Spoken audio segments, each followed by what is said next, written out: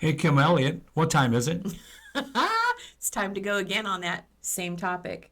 You remember what we were talking about before? I'll wait and, We were waiting for the beard to get shaved off. That's what we were waiting for. no. No? That's not what we were waiting for? Well,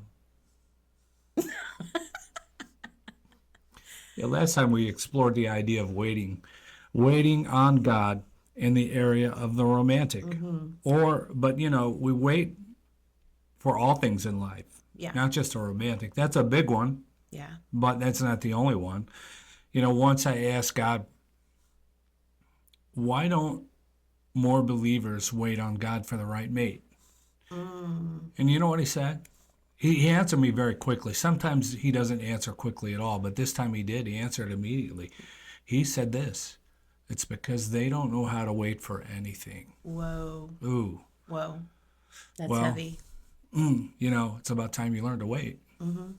Is there anything more important to wait for than a perfectly fitted spouse? No. No. Nope.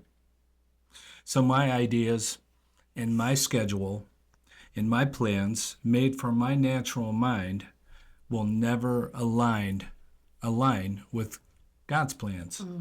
They just don't. Waiting is essential. If we haven't communicated that yet, waiting is essential Yeah. in all of life. What is waiting not? Well, waiting is not the answer, yes. How many times have you run across someone that they don't know what to do, and so they say, well, I'm going to pray about that, and they say they do, but then they run out and they do exactly what they want to do. That's not waiting. That's It's not waiting at all. Yeah. So waiting isn't necessarily no, but it isn't necessarily yes. One of my great mentors, Charlie Stanley, said waiting is to pause for further instruction. Ooh. It's a pretty stripped down definition of waiting, but it's a good one. It is. I think. Yep. Until further notice. Until further notice. Use that term a lot. So the answer might be yes, but the answer might be not yet. Not now. I know. I think that's really powerful, Gary, because sometimes people get caught up in, is this the right person?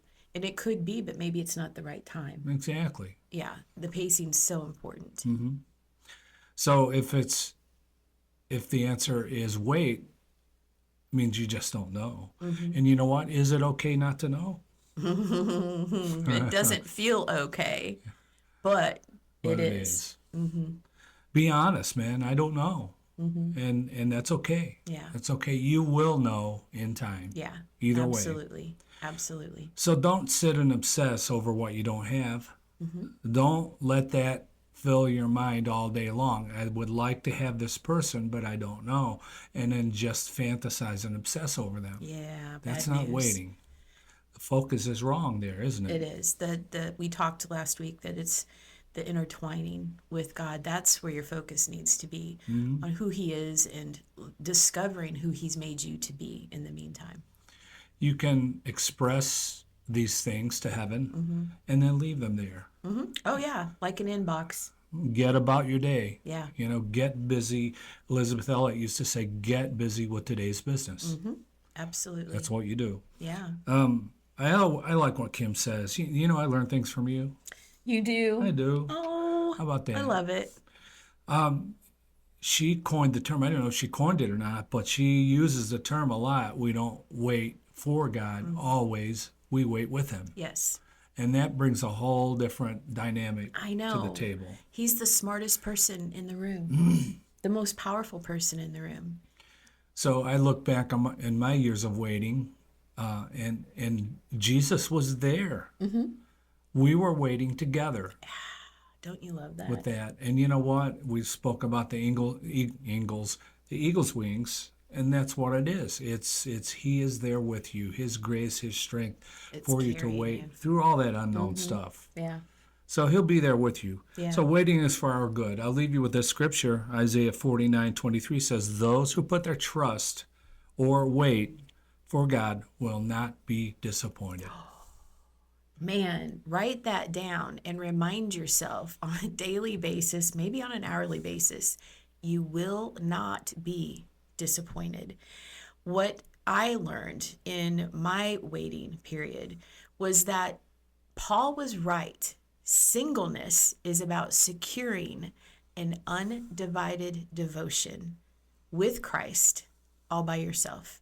Not while you're in and out of relationships. It's just the two of you. What is it like to be in relationship with Christ alone? Just the two of you. It is securing an undivided devotion, which is going to be crucial to your future marriage. Do you appreciate my undivided devotion to Christ?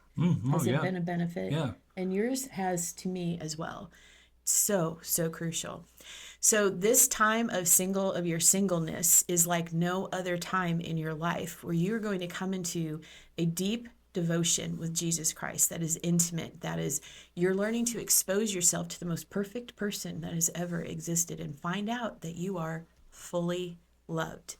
Right now, today, your life is all about being fully loved.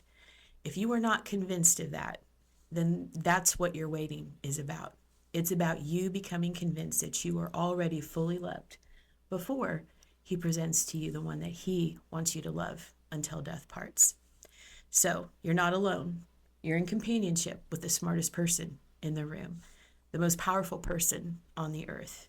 So brilliant and full of love just for you. Oh, sounds like a good time. Yep. Bye. So if you don't drink coffee, you're lame. Hi, my name is Crystal, and I'm here to tell you about my favorite HEADBANGERS brew. If you don't drink Sanctuary coffee, you're even more lame. Because they make the best coffee. This is Holy Cacao. And that is Melody. Melody is a really great light roast coffee, so if you like a lot of caffeine like me, this is the way to go. It's delicious, and it has cocoa nibs in it. I mean, what more could you want? It's chocolate and coffee. Coffee and chocolate. HEADBANGERS BREW.